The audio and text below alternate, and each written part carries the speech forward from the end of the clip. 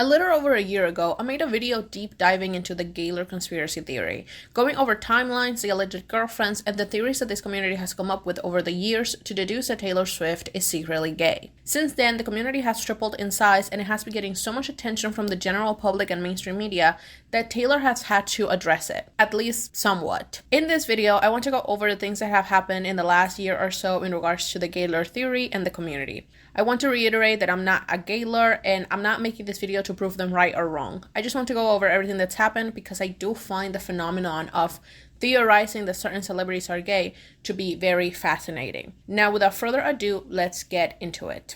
We are going to start on August 29th, 2022, when Taylor announced at the BMAs that she would be releasing her 10th studio album, Midnights. Alongside the announcement, Taylor also posted this photo to her Instagram in which she explained the concept of the album, which would have 13 songs that would go over 13 sleepless nights of her life. In this post, there are two sentences that led Gaylor to believe once again that Taylor would finally be coming out of the closet. We twist in our self-made cages and pray that we aren't, right in this minute, about to make some fateful life-altering mistake. Followed by, for all of us who have tossed and turned and decided to keep the lanterns lit and go searching, hoping that just maybe, when the clock strikes 12, we'll meet ourselves. Now, hindsight is 2020, and with this, she was probably referring to her coming breakup with her boyfriend of 6 years, Joe Alwyn.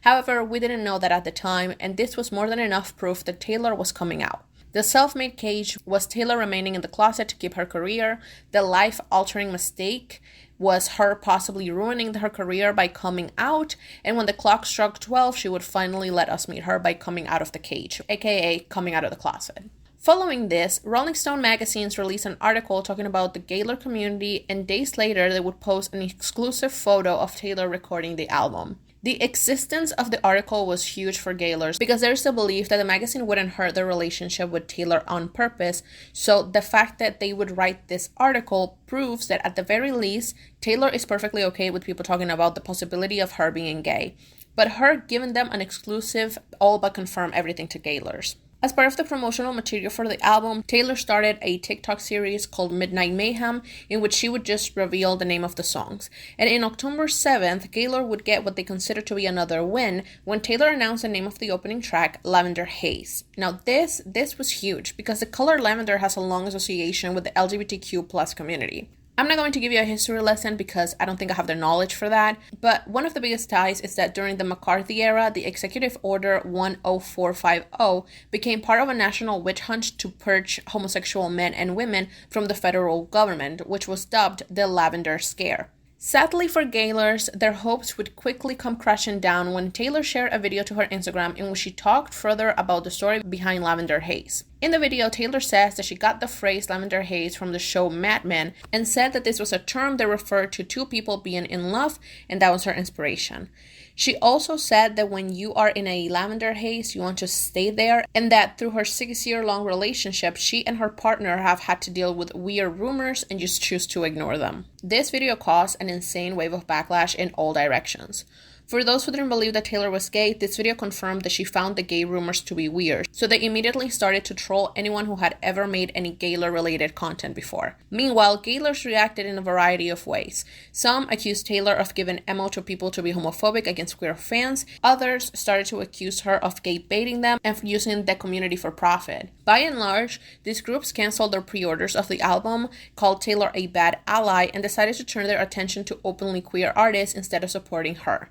At least that's what they said they would do. Whether they really did it or not, that's a whole nother story. Now, another side of the Gaylor fandom remained hopeful that this was a bait and switch of some sorts, and they believed that this was either just PR to sell more albums and that the comment was vague enough to be about anything, while others believed that Taylor is bisexual and people were being biphobic, which is a constant battle in the Gaylor fandom. By the time the album came out, this had mostly died down, but Gaylors felt vindicated when Lavender Haze turned out to be about the marriage rumors that Taylor and her boyfriend had been dealing with during the last years of their relationship, and not about people thinking that her relationship was fake or that she was gay. The months went by and Gaylors got over their anger at Taylor, mostly just focusing on her tour. Now, speaking of the tour, there aren't really many Gaylor-related things, but the only ones that I've seen them talk about is the fact that during the opening act, which is the Lover era, which remember is when she was supposedly going to come out originally, she uses the colors of the lesbian flag.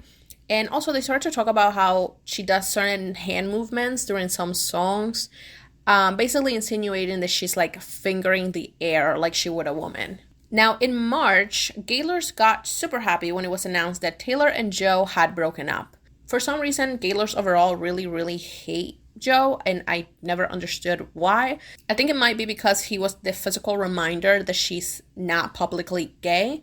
But the happiness wouldn't last long because about a month later, she would start her relationship with Maddie Healy. Now, everyone who had any type of morals was upset that Taylor was dating this guy because he has a long history of being an asshole. But the main sentiment I saw among Gaylors was that they were upset that she would rather be in a relationship with him than just come out of the closet.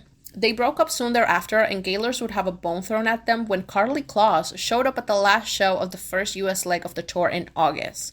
People on both sides of the aisle absolutely lost it over this. Headlers who don't like Carly and believe that there is bad blood between her and Taylor relentlessly mock her for the fact that she was not on the VIP tent and attacked her for even having the audacity to show up, while Gaylors threw a party. They tried to prove that Carly being in the stand wasn't a big deal because many other celebrities that have a good relationship with Taylor also sat there, like for example Sandra Oh.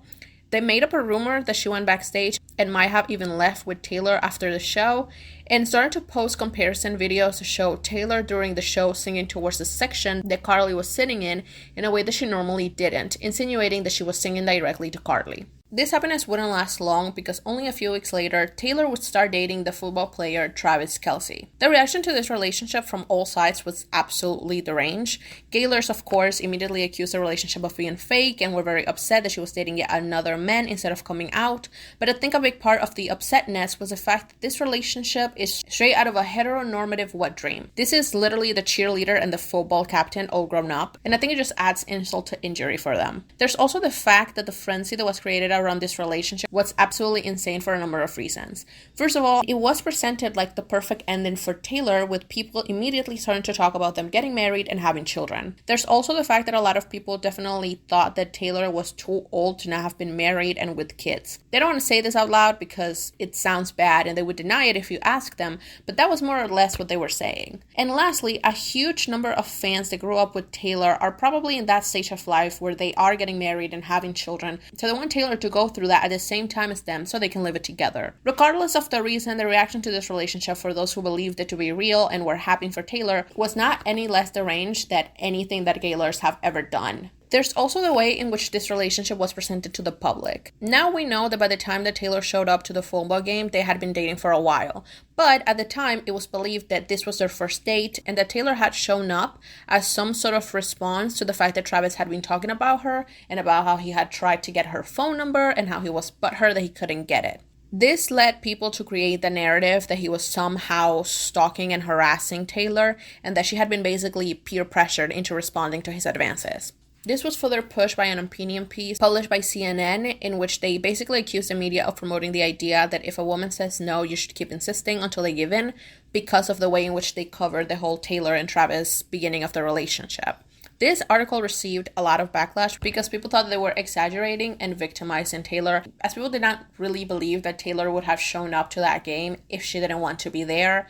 And people thought that the whole idea of like Travis being a stalker or being a harasser was a little bit over the top. The Gaylor Tower would be hit by yet another plane with the release of 1989 and its prologue.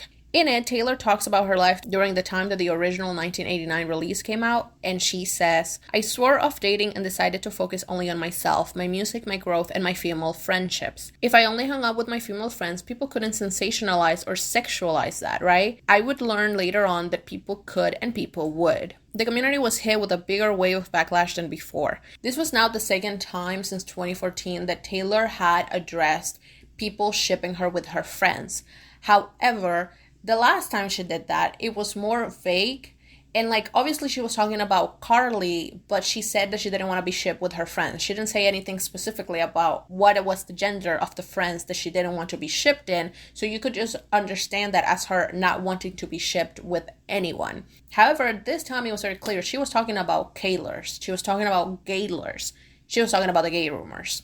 The The Gaylor community reacted very, very strongly to this, accusing Taylor of queerbaiting again, of throwing them to the wolves. They said that if she was straight, then her music wasn't as good. They said that they would boycott the 1989 album and became much more critical of her than they had ever been before. Of course, this didn't affect Taylor in any way, and a huge portion of the community got over it in a few weeks, but this was considered at the time the fall of the Gaylor fandom. Months went by and things blew over until an old lawsuit from Taylor's former manager resurfaced.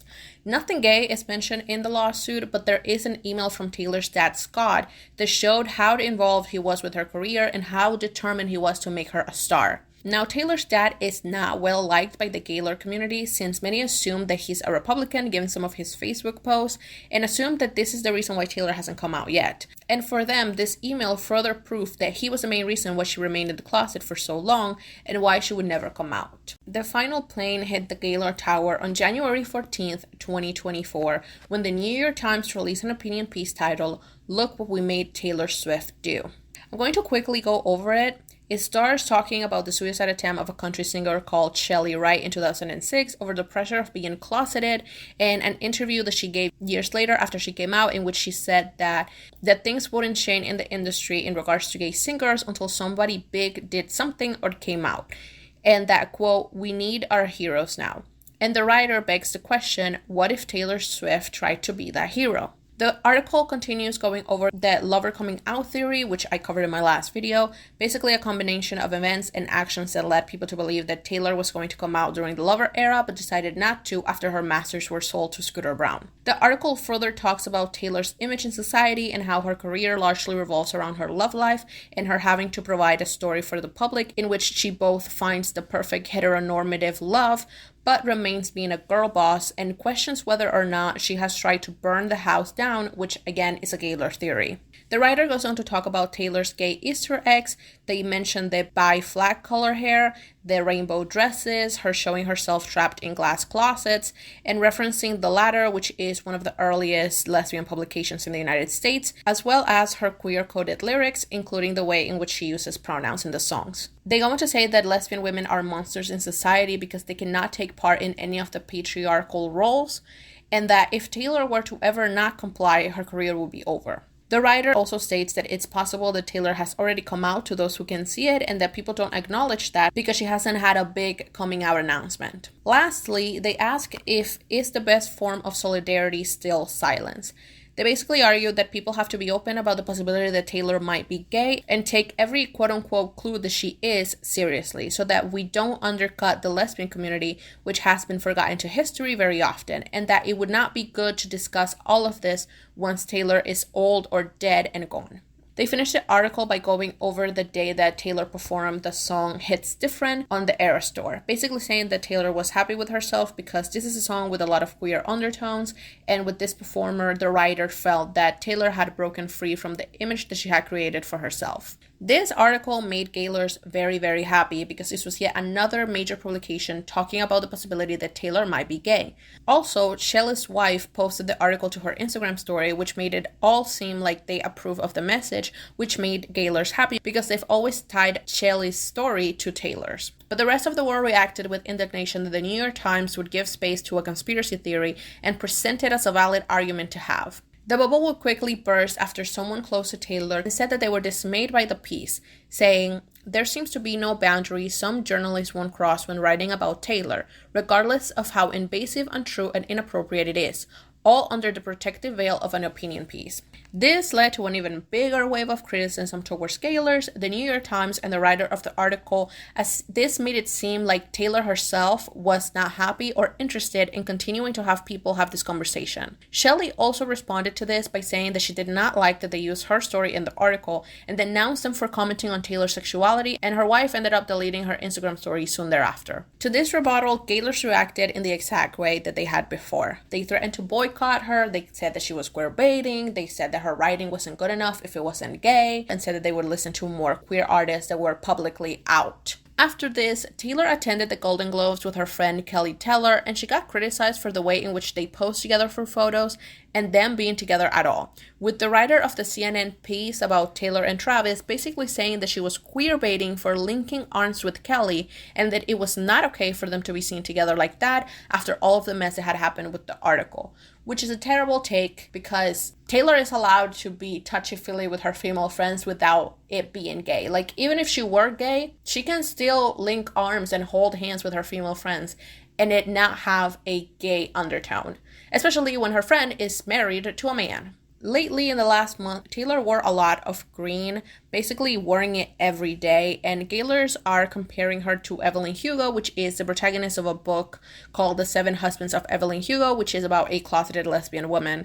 But I think this is a huge reach. She's just teasing either Reputation or her debut album being re-released soon, so that's just what I think it is. So that's everything that's happened in the last year and a half in regards to Gaylors. I think it's obvious by now that Taylor does not want people to think or at least talk about the possibility of her being gay, and I think people should respect that. The truth of the matter is that Taylor is never going to come out as straight, and she's never going to straight up ask people to stop these rumors because she would immediately be labeled as homophobic, which they already are doing, by the way. But in the way that she can, she has made it clear, at least to me, that she does not want people to talk about this. And I think the least people could do is just respect those wishes. Anyways, let me know what you guys think in the comments. Make sure to like and subscribe, and I'll see you in the next video. Bye!